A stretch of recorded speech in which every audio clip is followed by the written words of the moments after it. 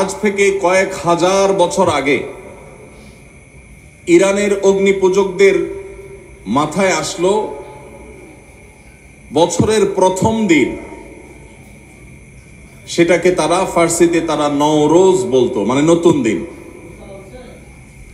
এই নওরোজ বা নাইরোজ, এই বছরের প্রথম দিনকে অগ্নি পূজকেরা, প্রকৃতি পূজারীরা, পেগানরা তারা বিশেষভাবে পুজো অর্চনা এবং উৎসব হৈহুল্লোড় করে কাটাতো। কেন কাটাতো?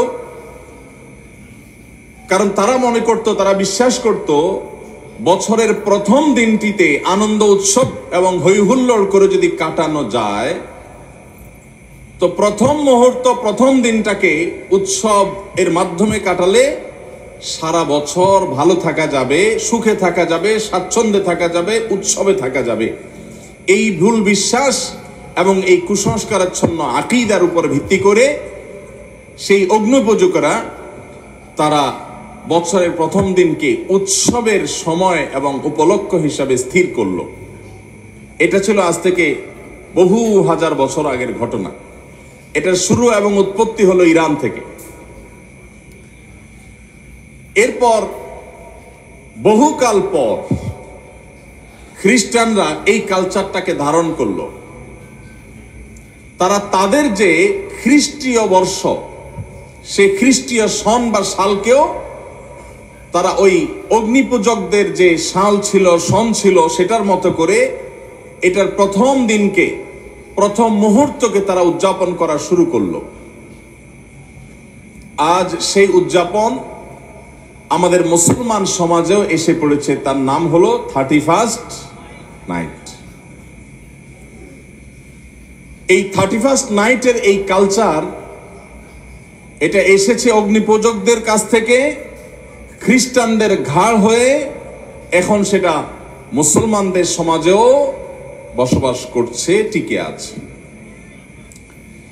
31st নাইটের যে কালচার এবং সংস্কৃতি, এই সংস্কৃতির মূল থিমটা হলো সেই অগ্নিপূজকদের থিম, অর্থাৎ বছরের প্রথম মুহূর্ত,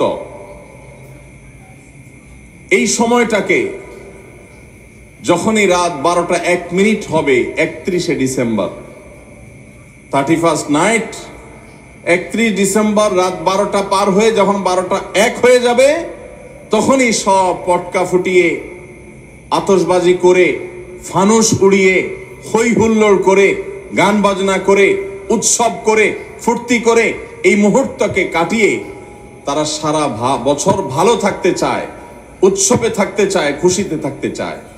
এই চিন্তাধারা, এই ধ্যান ধারণা এসেছে অগ্নিপূজকদের কাছ থেকে।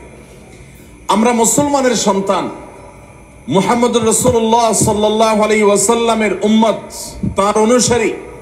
আল্লাহর লাখ কোটি শুকর, আল্লাহ তাআলা এরকম কুসংস্কারাচ্ছন্ন, অযৌক্তিক, হাস্যকর, বাস্তবতা বিবর্জিত বিশ্বাস এবং কুসংস্কার থেকে আল্লাহ তাআলা আমাদের মুসলমানদেরকে হেফাজতে রেখেছেন, আলহামদুলিল্লাহ। আল্লাহ রাব্বুল আলামিন রাত এবং দিনের পরিবর্তন, বছরের মাসের পালাবদল করেন, মানুষ যাতে শিক্ষা গ্রহণ করে যে মানুষের পৃথিবীতে বেঁচে থাকার জন্য রাতের প্রয়োজন যেমন আছে, দিনের প্রয়োজন আছে, ঋতুর পরিবর্তনের প্রয়োজন আছে।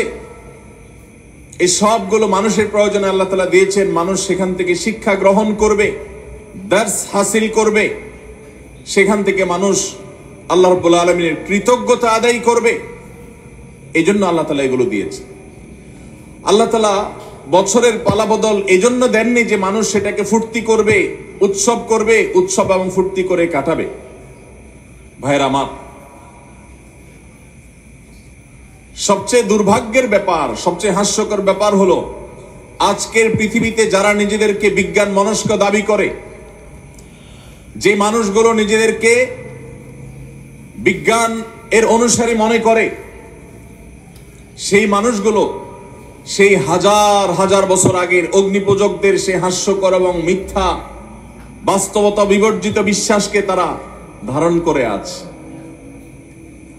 বছরের প্রথম মুহূর্তকে আনন্দ উৎসব করে, হই হুল্লোড় করে, ফুর্তি করে, আতশবাজি করে, ফানুস উড়িয়ে কাটালে যদি মানুষ ভালো থাকে, সারা বছরটা যদি ভালো যায়, তাহলে প্রতিদিন সকালে নতুন দিনের ভোরে, নতুন মাসের শুরুতে, নতুন সপ্তাহের শুরুতে, যে কোনো নতুন কিছুর শুরুতে মানুষ এভাবে ভালো উৎসব করে, ফুর্তি করে, আনন্দ করে, হৈ হুল্লোড় করে কাটিয়ে তারা সারা মাস সারা সপ্তাহ ভালো থাকতে পারত। বছরের প্রথম মুহূর্ত আনন্দ উৎসব করলে সারা বছর ভালো থাকা যায়। এটা কি সত্য না মিথ্যা? এর কোন বৈজ্ঞানিক ভিত্তি আছে? এর কোন শরঈ ভিত্তি আছে? নাই। আল্লাহ রাব্বুল আলামিন আমাদেরকে সেই দ্বীনের অনুসারী করেছেন, যে দ্বীনে প্রতিদিনের সকালকে আমরা আল্লাহর জিকিরের মাধ্যমে উদযাপন করি। আলহামদুলিল্লাহ, আল্লাহ তাআলা আমাদেরকে সেই দ্বীনের অনুসারী করেছেন, যে দ্বীনের প্রত্যেক শুরুকে আমরা আল্লাহর নাম দিয়ে উদযাপন করি, শুরু করি, সূচনা করি। আল্লাহ রাব্বুল আলামিন এই সমস্ত কুসংস্কার থেকে আমাদেরকে, আমাদের সমাজকে হেফাজত থাকার তৌফিক দান করুন। ভাইরা আমার, যার আগমন আনন্দের কারণ হয়, যার আগমন আনন্দের কারণ হয়, তার বিদায় বেদনার কারণ হয়। ঠিক না বে ঠিক? এই উসুল, এই মূলনীতির সাথে আপনারা কি একমত না দ্বিমত? কেউ আসলে, যাকে দেখলে আপনার খুশি হয়, ভালো লাগে, তিনি যদি হারিয়ে যান, তাকে যদি আপনি মিস করেন, হারিয়ে ফেলেন, তাহলে আপনার কি খুশি লাগে না খারাপ লাগে? খারাপ লাগে। যিনি আসলে আপনি আনন্দিত হন, তিনি চলে গেলে আপনার আবার বেদনাও হয়। এই উসুল ঠিক আছে না বে ঠিক? ঠিক। নতুন বছর এটা আসলে যদি আমাদের খুশি হতে হয়, উৎসব করতে হয়, হৈ হুল্লোড় করতে হয়, আতশবাজি করতে হয়, ফানুস উড়াতে হয়, পটকা ফুটাতে হয়, গান বাজনা করতে হয়, তাহলে বছরের, নতুন বছরের আগমন যদি আনন্দের কারণ হয়, যেই 12টা 1 মিনিটে নতুন বছরকে তুমি বরণ করেছো হে যুবক, তার 1 মিনিট আগেই তো একটি বছর পরিসমাপ্ত হয়েছে, বিদায় নিয়েছে। বছরের আগমন যদি তোমার আনন্দের কারণ হয়, তাহলে বছরের বিদায় কেন তোমার বেদনার কারণ হয়নি? বছরের আগমনে তুমি যে হাসছো, আনন্দ করছো, কই তোমাকে তো বছরের বিদায়ে কাঁদতে দেখিনি। তোমার এই ইলজিক্যাল, তোমার এই অযৌক্তিক, তোমাদের এই হাস্যকর বাস্তবতা বিবর্জিত এই চেতনা, এই বিশ্বাস, এই কালচার, এই সংস্কৃতি, এটা এই মাটির নয়, এ মাটির মানুষের নয়। এখানকার মানুষের কালচার এবং সংস্কৃতির সাথে এই 31st নাইটের কোনো চুল পরিমাণ সম্পর্ক নাই। কিন্তু দুর্ভাগ্যের বিষয়, গত কয়েক বছর, বেশ কয়েক বছর ধরে আমাদের দেশে এই 31st নাইটের এই কালচারকে আমদানি করা হয়েছে, স্টাবলিশ করা হয়েছে, প্রতিষ্ঠিত করা হয়েছে, এটাকে নার্সিং করা হয়েছে, এটাকে পরিপালন করা হয়েছে, এটাকে নানাভাবে প্রচার করা হয়েছে, প্রচারণা করা হয়েছে, সমাজের রন্ধ্রে রন্ধ্রে এটাকে ছড়িয়ে দেওয়া হয়েছে। ঢাকা শহরে, চট্টগ্রাম শহরে, ময়মনসিংহ শহরে, খুলনা শহরে, বড় বড় শহরগুলোতে, এমনকি গ্রামেও 31st নাইটে 31শে ডিসেম্বর রাত 12টা 1 মিনিটে যে দৃশ্য দেখা যায়, সেটা কোনো মুসলমান সমাজে কখনো শোভনীয় হতে পারে না। ভাইরা আমার, আমরা পলিটিক্যাল ফ্যাসিজমের কথা বলি, রাজনৈতিক ফ্যাসিস্টদের কথা বলি, আমরা কালচারাল ফ্যাসিস্টদের কথা বলি না। এদেশে এক শ্রেণীর পত্রপত্রিকা, এক শ্রেণীর মিডিয়া, এক শ্রেণীর তথাকথিত বুদ্ধিজীবী, তারা আমাদের দেশের মানুষের উপর ভিনদেশী কালচারকে আমদানি করে, সেটাকে প্রতিষ্ঠিত করে এত বেশি কোণঠাসা করে রেখেছে এদেশের ওলামা একরামকে, দিনদার মানুষদেরকে, যে সংখ্যায় এদেশে মুসলমানরা বেশি হলেও সংস্কৃতিতে মুসলমানরা এদেশে আজও সংখ্যালঘু হয়ে আছে। আমরা সংখ্যাতে অনেক বেশি হলেও আমাদের কালচারে, আমাদের সংস্কৃতিতে আমরা সংখ্যালঘুর মতো। আমাদের উপরে চাপিয়ে দেওয়া হচ্ছে ভিনদেশী সংস্কৃতি, এই 31st নাইটের এই কালচারকে। নানাভাবে দেখবেন পত্রপত্রিকাতে, এক শ্রেণী মিডিয়াতে এটাকে আমাদের সমাজে প্রতিষ্ঠিত করা হয়েছে এবং এখনো হচ্ছে। সময় এসেছে এই অনাচারের বিরুদ্ধে আমাদের তীব্র প্রতিবাদ গড়ে তোলার। বেশি দিন আগের কথা নয়, মাত্র 2 বছর আগে ঢাকার 2টি মর্মান্তিক ঘটনা আমাদের চোখের পানি এনে দিয়েছিল। তার একটি হলো মায়ের কোলে থাকা দুধের শিশু 31st নাইটের বিকট আওয়াজে, পটকার বিকট আওয়াজে, আতশবাজির বিকট আওয়াজে সেই দুধের শিশু মারা গিয়েছিল। বিষয়টা আদালত পর্যন্ত গড়িয়েছিল, কিন্তু বিচারহীনতার এই দেশে ওই ঘটনার দায় কাউকে নিতে দেখা যায়নি, কাউকে কোনো দোষী সাব্যস্ত করতে দেখা যায়নি। ঠিক একই সাথে আরেকটি মর্মান্তিক ঘটনা ঘটেছিল, তা হলো একজন অসহায় নারী, তিনি তার সারা জীবনের সঞ্চয়কে একত্র করে ছোট্ট একটা প্লাস্টিকের কারখানা করে নিজ বাড়িতে প্লাস্টিকের আসবাবপত্র তৈরি করে ছাদের উপর সেগুলো মেলে রেখেছিলেন।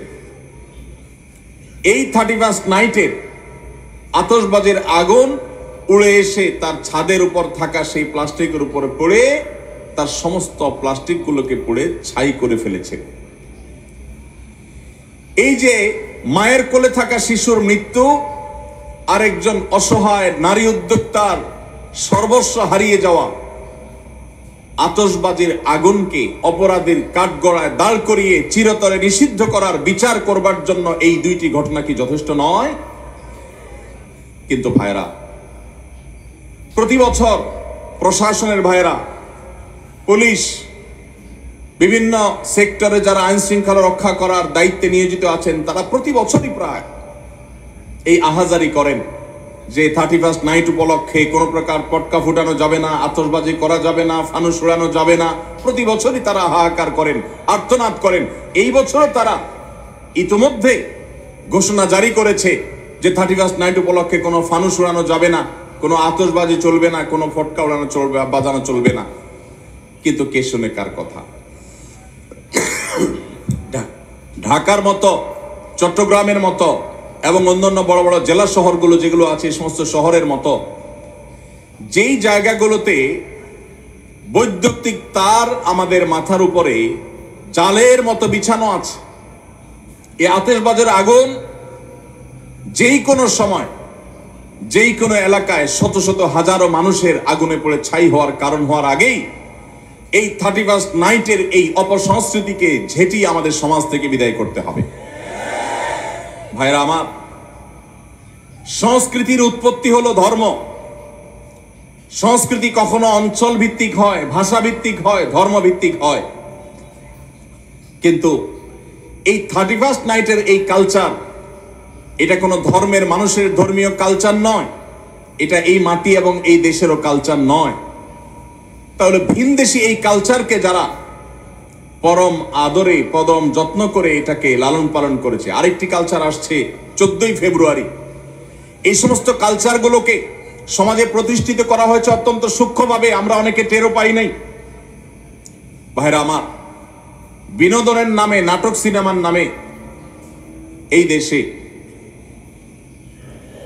বিবাহ বহির্ভূত হারাম সম্পর্ক, যেটা এই দেশে আইনত অপরাধ, এদেশের মানুষের ধর্মীয় বিশ্বাসে যেটি অপরাধ, প্রচলিত আইনে যেটা অপরাধ, সেটাকে বৃদ্ধাঙ্গুলি দেখিয়ে প্রতিনিয়ত নাটক সিনেমাতে বিবাহ বহির্ভূত সম্পর্ককে নানাভাবে প্রমোট করা হয়েছে, এটাকে নানাভাবে প্রতিষ্ঠিত করা হয়েছে। বিষয়টা এখন কোন পর্যায়ে গেছে?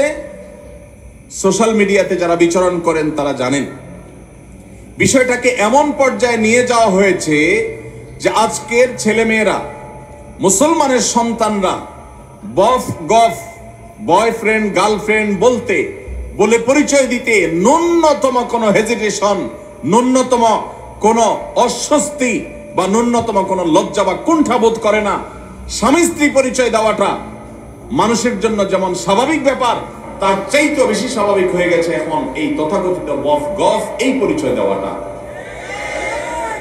এই জিনিসটা এমনি এমনি হয়ে যায় না। এই সমাজের শত্রুরা যারা কিছু হলে বিদেশে পাড়ি জমাবে। সরকারের ঊর্ধ্বতন কর্তৃপক্ষের সাথে বসা এক বৈঠকে বলেছিলাম, দেখেন ভাই, কিছু হলে অনেকে চলে যাবে ভারতে, অনেকে চলে যাবে আমেরিকায়। আমরা হুজুররা এদেশের মাটি ছেড়ে কোথাও যাব না ইনশাআল্লাহ।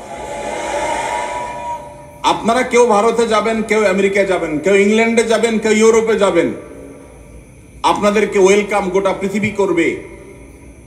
আমাদেরকে কেউই ওয়েলকাম করবে না, কেউ তো করবে না, এমনকি সৌদি বা মিডল ইস্টও আমাদেরকে ওয়েলকাম করবে না।